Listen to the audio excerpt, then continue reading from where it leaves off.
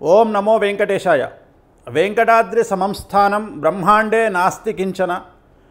వెంకటేశ సమోదేవో నభూతో నభవిష్యతి.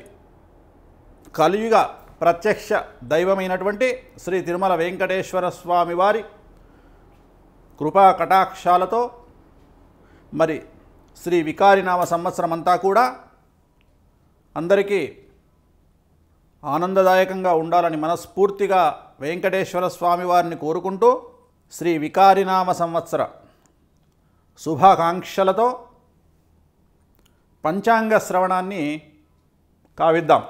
ఓం నమో వెంకటేశాయ. మరి ఒకసారి తిరుమల తిరుపతి వారి పంచాంగం ఈరోజు పూజించి దీని ద్వారా పంచాంగ శ్రవణాన్ని కావించడానికి చూస్తూ ఉంటూ, ఇది తిరుమల శ్రీవారి పంచాంగం.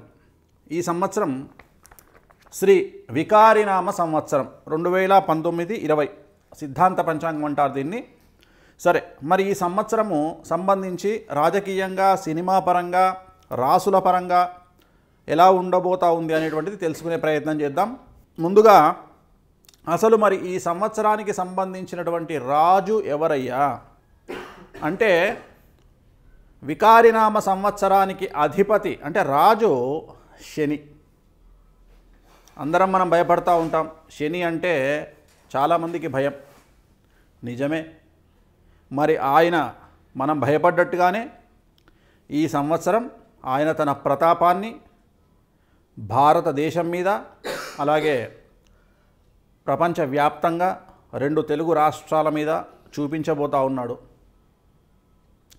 ప్రారంభించే ముందు కొన్ని జాగ్రత్తలు ఒక 2 నక్షత్రాలకు చెప్తాను. మరీ ముఖ్యంగా మఖ, పుబ్బ ఈ నక్షత్రాలకు సంబంధించి ఈ సంవత్సరం అంతా కూడా జాగ్రత్తగా ఉండాల్సినటువంటి పరిస్థితి. మఖ, పుబ్బ. ఈ మఖ, పుబ్బ వారికి నరములకు సంబంధించి, అలాగే బొక్కలకు సంబంధించినటువంటి, బోన్స్కు సంబంధించినటువంటి సమస్యలు బాధిస్తాయి. ఇది మామూలు జనాలకు సంబంధించినటువంటి ప్రిడిక్షన్.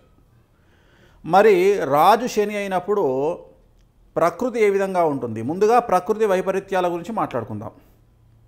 ఈ సంవత్సరం ఏదున్నా అతివృష్టి కానీ అనావృష్టి కానీ, అంటే ఎండలు లేకపోయినా తీవ్రంగానే ఉండొచ్చు, లేకుండా లేదు, ఎండలు విపరీతంగా ఉండొచ్చు, అలాగే వర్షాలు విపరీతంగా ఉండొచ్చు, లేదా ఉండకపోవచ్చు. అంటే ఏదైనా సరే నార్మల్ అనేటువంటిది ఉండదు. అయితే తీవ్రము, అతివృష్టి లేకుంటే అనావృష్టి, ఎక్కువ కానీ తక్కువ కానీ, మరీ తక్కువ కానీ. సో ఇలా ఉంటుంది ఈసారి ఉండేటువంటి ప్రకృతికి సంబంధించి.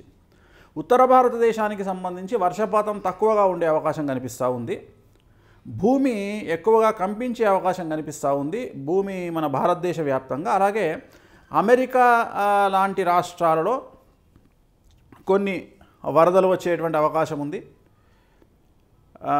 అలాగే మరీ ముఖ్యంగా దేశాల మధ్యన ఒక యుద్ధ వాతావరణం అనేటువంటిది కనిపిస్తూ ఉంది ఈ సంవత్సరం మరీ ముఖ్యంగా. ఎందుకంటే భారతదేశము, పాకిస్తానే కాకుండా ఇతర దేశాలు, అంటే వేరే దేశాల వాళ్ళతోని కూడా సంబంధాలు అనేటువంటివి దెబ్బతినే అవకాశం ఉంది. మరీ ముఖ్యంగా అమెరికా యొక్క ప్రభావం ఈ సంవత్సరం తగ్గేటువంటి అవకాశం ఉంది.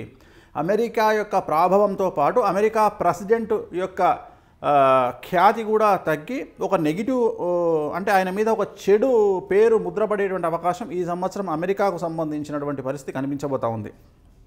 అలాగే భారతదేశాన్ని అమెరికాని కంపేర్ చేస్తే అమెరికా కంటే భారతదేశం గొప్పది అనే ఆలోచన ఇప్పుడు భారతదేశ ప్రజల్లో వచ్చే అవకాశం ఉంది. అంటే అమెరికాకు పోయి బ్రతకడం కంటే కూడా భారతదేశంలో ఉండడమే చాలా మేలు అనేటువంటి ఫీలింగ్. అంటే భారతదేశం అమెరికాను కంటే కూడా ఒక మంచి ప్రదేశంగాను, మంచి పరిస్థితులు అనుకూలంగా ఉండేటువంటి స్థానంగాను భారతదేశం కొనియాడబడేటువంటి పరిస్థితులు గోచరిస్తూ ఉన్నాయి. అమెరికాకు బ్యాడ్ నేమ్ వచ్చే అవకాశం కనిపిస్తూ ఉంది. అమెరికాలో జరిగేటువంటి ఇన్సిడెంట్స్ కానీ, అమెరికా మీద జరిగే తీవ్రవాదుల అటాక్ అవ్వచ్చు, అమెరికాలో జరిగేటువంటి క్లైమేట్కు సంబంధించి వాతావరణ భౌగోళిక పరిస్థితులు అయితేనేమి ఈ సంవత్సరం నెగిటివ్గా ఉండేటువంటి అవకాశాలు, అంటే ఎక్కువగా అమెరికా అంటే భయపడే పరిస్థితిని కనిపించేటువంటి అవకాశాలు ఈ సంవత్సరం కనిపిస్తూ ఉన్నాయి. ఇది అమెరికాకు సంబంధించి, ప్రకృతి వైపరీత్యాలకు సంబంధించి. అలాగే రెగ్యులర్గా మనం ప్రతి సంవత్సరము సుమత్రా దీవుల్లో కానీ ఇండోనేషియా ద్వీపంలో కానీ రెగ్యులర్గా వచ్చేటువంటి భూకంపాలు సునామీ హెచ్చరికలు అది సహజంగానే ఈ సంవత్సరం కొద్దిగా ఎక్కువగా ఉండే అవకాశం ఉంది. హలో, మిమ్మల్ని ఫిలిం సెలబ్రిటీస్ రియల్ స్టోరీస్ ఏంటో తెలుసుకోవాలనుందా? లేటెస్ట్ గా రిలీజ్ అయ్యే మూవీ రివ్యూస్ నేను చెప్తే వినాలనుందా? ఇంకెందుకు ఆలస్యం, యోయో టీవీని సబ్స్క్రైబ్ చేసుకోండి. అలాగే మర్చిపోకుండా యోయో టీవీ యాప్ ని కూడా డౌన్లోడ్ చేసుకోండి.